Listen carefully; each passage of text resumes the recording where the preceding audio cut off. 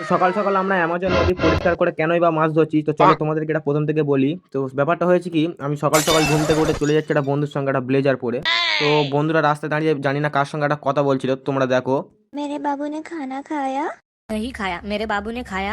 नहीं। क्यों नहीं खाया? जल्दी खाओ, नहीं तो मैं भी नहीं खाऊंगा।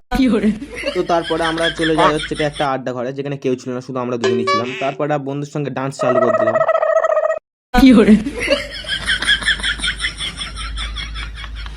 তাই দেখে দাদু আমাদেরকে মারতে আসছিল দাঁড়িয়ে। তারপর দাদুর ভাই একটু জিম করে নিলাম।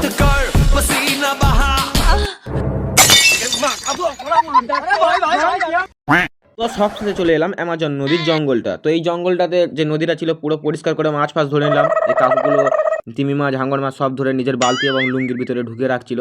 তো তারপরে চলে এলাম বাড়িতে। বাড়ির বাগানটা তোমরা দেখতে পাচ্ছ, নিজের হাতে চাষ করা। তো এরকম ব্লগ দেখতে চাইলে চ্যানেলটা সাবস্ক্রাইব